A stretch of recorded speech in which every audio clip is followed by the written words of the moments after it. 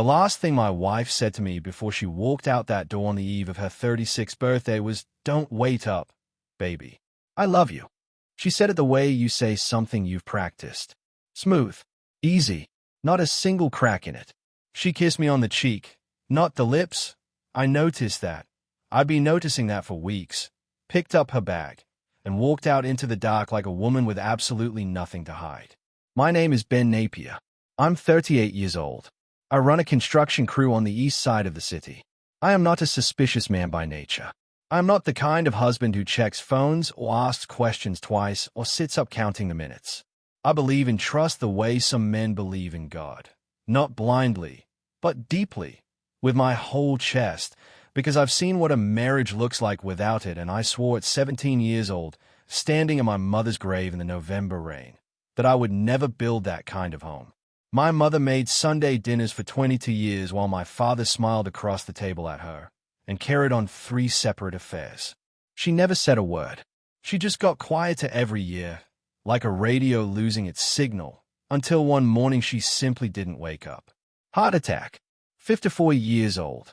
The doctors said stress. I knew better. I knew exactly what had killed her. So I became the kind of man who shows up, who comes home, who says what he means and means what he says. And for 6 years, I believe Betty Napier was the same kind of person. Then 4 months ago, she changed her phone password and didn't tell me. And the distance between who I believe my wife was and who she was becoming started to open up quietly, like a crack in a foundation, invisible on the surface, catastrophic underneath. I told myself I was imagining things. I made us both tea. I held her while she slept. I watched her laugh at my jokes and call me baby and fold my laundry, and I thought, see, you're your father's son, always looking for the wound, and I pushed it down. But tonight she was wearing the perfume. The one from our first date. The one she only reached for when something mattered. She was wearing it to visit her mother. I stood at the window and watched her taillights disappear down our street. Then I went to the kitchen, sat down, stood back up, thought about calling Marcus. Didn't. Picked up my phone, set it back down, picked it up again, and opened the app. The blue dot was not moving toward her mother's house. I want you to understand what it feels like to watch that. To sit at your own kitchen table, in the house you built a life in, and watch a small circle on a screen tell you everything your gut has been trying to say for 4 months. It doesn't feel like discovery. It doesn't feel like anything dramatic or cinematic. It feels like the floor dropping away slowly. Not a crash, just a long, quiet disappearance of everything solid underneath you. I watched the dot move down Riverside Avenue. I told myself she was taking the long route. Betty sometimes took the long route when she needed to think. I told myself that. Then it turned onto Route 9. Her mother lives on Clemson Street. Clemson Street is nowhere near Route 9. Route 9 is a long dark stretch of gas stations and fast food and the kind of motels that rent by the night to people who need somewhere that isn't home. I put the phone face down on the table. I got up and went to the refrigerator and stood in front of it for a full minute without opening it. I don't know why. I think my body needed something to do while my mind caught up with what I already knew. I sat back down, turned the phone over. The dot had stopped. I zoomed in with 2 fingers, slowly, the way you approach something you're not sure you want to see clearly. The name of the location loaded underneath the dot in small gray letters. Silverstone Motel. I read it 3 times. Then I put the phone down again and sat very still and thought about my father. I thought about how he used to hum while he cooked breakfast on Sunday mornings. How he'd squeeze my mother's shoulder as he passed her at the counter, and she'd smile up at him. And I used to think, that's what love looks like. I was 7 years old, and I thought that man humming in the kitchen was the gold standard of a husband. I found out at 15 what he actually was. I picked the phone back up and called Betty. 4 rings. Voicemail. I called again. 4 rings. Voicemail. I typed, "Hey, is everything okay with your mom?" 3 dots appeared on the screen immediately, the way they do when someone picks up the message the second it lands. I watched those dots. They pulsed once, twice, 3 times. Then they disappeared. No reply. I sat in that kitchen for 11 more minutes. I know because I watched the clock on the microwave the way you watch something when your brain needs an anchor. 9:41, 9:44. 9:48, 9:52. Then I stood up, put on my jacket, picked up my keys, and walked out to my truck. I want to be clear. I was not angry yet. Anger requires certainty. What I had, driving down Route 9 in the dark toward the Silverstone Motel, was something quieter and far more dangerous. I had already started grieving. I pulled into the Silverstone Motel at 9:57 p.m. and killed my headlights. The parking lot was half empty. Fluorescent lights hummed above the office door, throwing a pale yellow wash across the asphalt. A vending machine near the ice room buzzed and flickered. The kind of place that doesn't ask questions. The kind of place designed specifically for people who need it that way. I parked across the lot, backed into a spot near the tree line, and sat there. Room 7's light was on. I could see it from where I sat. Curtains drawn, a warm amber glow leaking around the edges. And I could see two shadows moving behind that curtain. Not frantic, not hurried. Just two people moving in the easy, comfortable way of people who have been somewhere long enough to feel at home in it.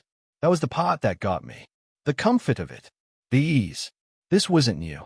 Whatever was happening behind that curtain had been happening long enough that they'd stopped being careful. I checked the app one more time. Betty's blue dot sat perfectly still inside room 7. Then I saw the car. Gray Audi A6. Parked 2 spots from the room. I'd seen that car before. It took me a moment to place it, the way memories surface slowly when you don't want them to. Then it landed. I'd seen it parked outside our church 3 weeks ago. Betty had pointed at it in the lot and said something about a friend of a friend. I hadn't paid attention. I wished I had. I sat in that truck for 22 minutes. I counted them. I thought about getting out and going home. I thought about waiting for her to come home and asking her, calmly, over the kitchen table, with 2 cups of tea between us. I thought about calling Marcus. I thought about my mother's face in the last year of her life. The way she'd gotten so quiet, so careful, like a woman always listening for a sound she was terrified to hear. She chose silence. She chose Sunday dinners and folded hands and a smile that had long since stopped reaching her eyes. I had promised myself I was not that man. I got out of the truck. The air was cold and sharp, and my footsteps sounded very loud to me crossing that parking lot, though I know they weren't. I passed the gray Audi. I didn't look at it. I walked straight to the door of room 7, and I stood there for just a moment. Just one breath, and I could hear them inside. A man's voice, low and warm and unhurried. Then Betty's laugh. Her real laugh. The full one, from deep in her chest. The one I hadn't heard in months. Something in my ribcage came apart very quietly. I raised my fist, and I knocked. The silence after that knock was instant and total. 1 second, there was a man's voice and Betty's laugh and the comfortable sounds of 2 people at ease. The next second, nothing. Like I cut the power to the whole room. I heard the silence the way you hear a car accident. Suddenly, completely, with your whole body. Then the rustling started. Low, urgent whispers I couldn't make out. Footsteps crossing the room. A pause right behind the door that lasted long enough to tell me everything. Whoever was on the other side was deciding something. Composing something. Building a face to wear before the door opened. Then Betty's voice, pulled tight and forced casual. Who is it? I didn't answer. Another pause. The lock clicked. The door swung open, and my wife's face went the color of concrete. She was dressed. I registered that immediately. Jeans, the plain blouse she'd left home in, shoes still on. She'd either never undressed or she'd moved fast. Behind her, visible for just a second before he shifted back, was a man I had never seen in my life. Sitting on the edge of the bed, shirt slightly untucked, phone in his hand, the way a man holds a phone when he needs something to do with his hands. He was good looking. I noticed that too. I noticed everything in about 4 seconds with the cold precision of a man whose entire nervous system had just switched into a different gear. Betty said, Ben. I said, Happy birthday, Betty.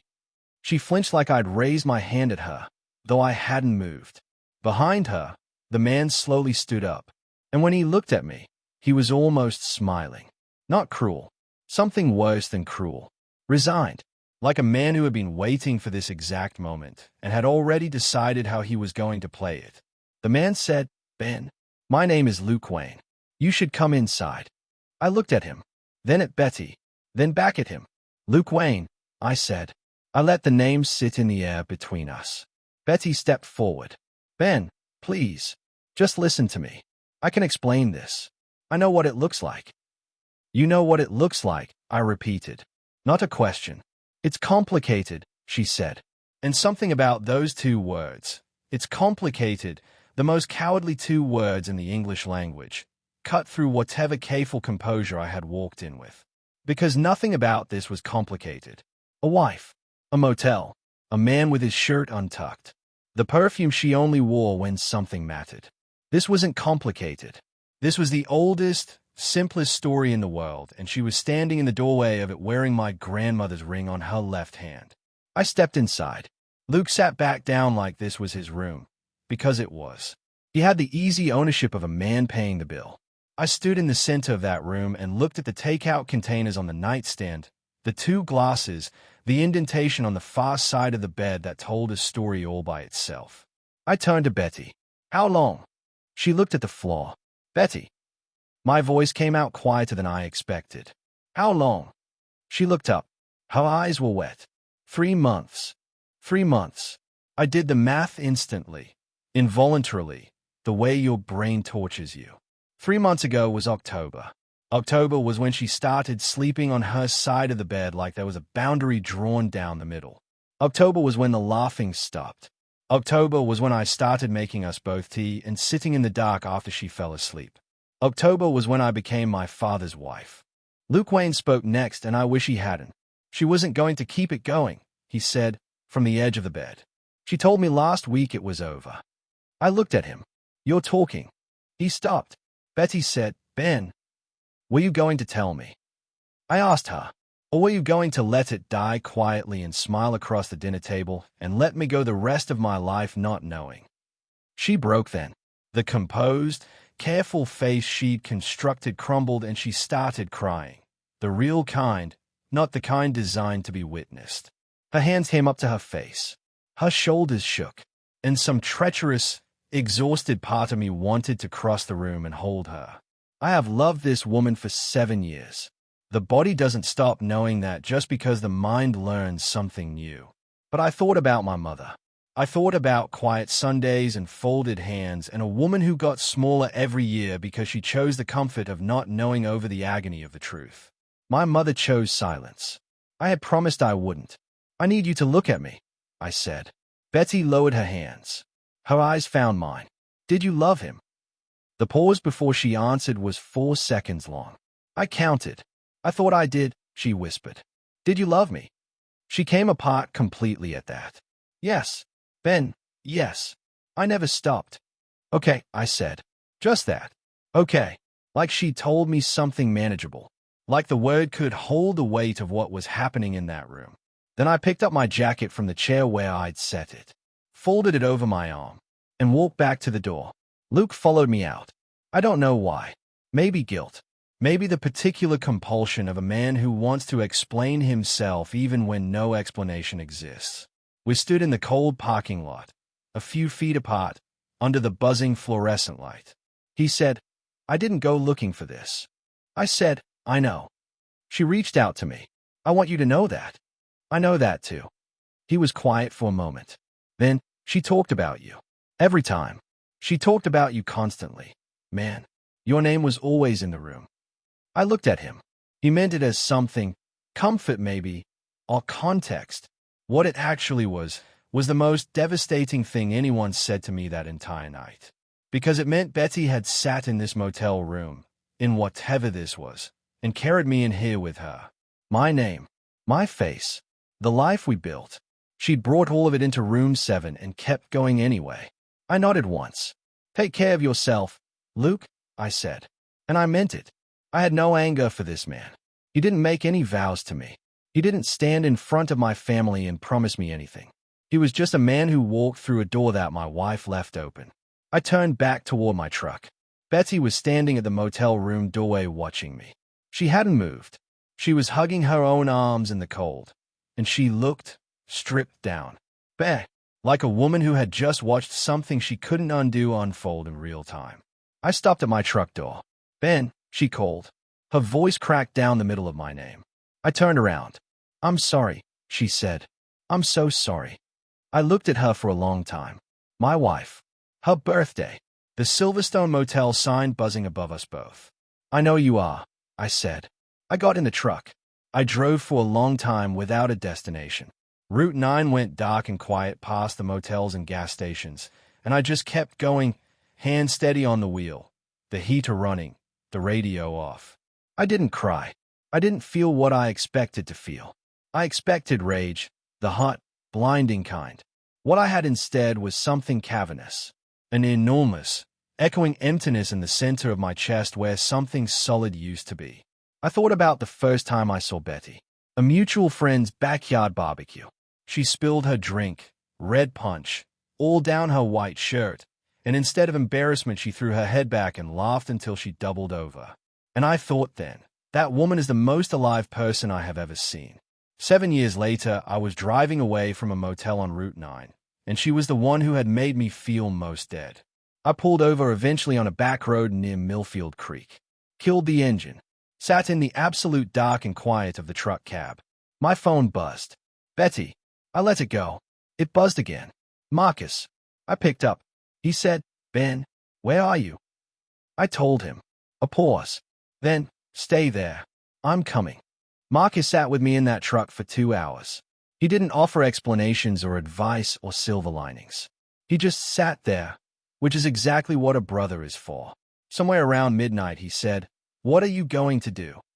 I looked out at the dark tree line. I'm going to go home, I said. Pack a bag and figure out the rest in the morning. Marcus nodded. She doesn't get to rewrite who you are, he said quietly. You hear me? What she did, that's hers, not yours. I nodded. I didn't trust my voice enough to speak. I got home at 1:15 a.m. Betty was already there. She was sitting at the kitchen table in the dark, still in the same clothes, hands folded in front of her the way my mother used to sit. When I walked in, she stood up and I held up one hand. Not aggressive, just clay. Not tonight, I said. Ben. Not tonight, Betty. She sat back down. I walked past her to the bedroom, pulled a bag from the top shelf of the closet, and packed the things you pack when you don't know how long you're going to be gone. I moved slowly, deliberately. I could hear her crying in the kitchen. I thought about going to her. The muscle memory of 6 years of marriage pulled at me hard. I finished packing. I came back through the kitchen with the bag on my shoulder. Betty looked up at me with eyes so swollen they were nearly closed. She looked like a woman who had already punished herself more thoroughly than I ever could. This is our house, she said. Ben, this is our home. I know, I said. I set my keys on the kitchen counter. The house keys, not the truck keys. An instinct. Some part of me that wasn't ready to make it permanent. Happy birthday, Betty, I said. And I walked out. 6 months later, I sat in front of a camera and recorded a video. 43 seconds long. I didn't plan it. Marcus had been telling me for weeks to talk to someone, process it, get it out. I don't go to therapy. I talk to a camera, apparently. I said, I tracked my wife's phone to a motel on the eve of her birthday. I knocked on the door of room 7. She opened it, and her face told me everything her mouth had been hiding for 3 months. I paused. I want to talk to the men watching this. The ones making their wives tea at midnight because something feels wrong but they don't want to be their father. The ones watching the phone go face down one too many times. The ones sleeping next to someone who stopped laughing. Another pause. Trust your gut. Not to find a reason to blow everything up, but because you deserve the truth. You built something real. You showed up every single day. You deserve to know if the person beside you is showing up too. I stopped the recording, posted it without a title, without a thumbnail, at 11 p.m. on a Wednesday.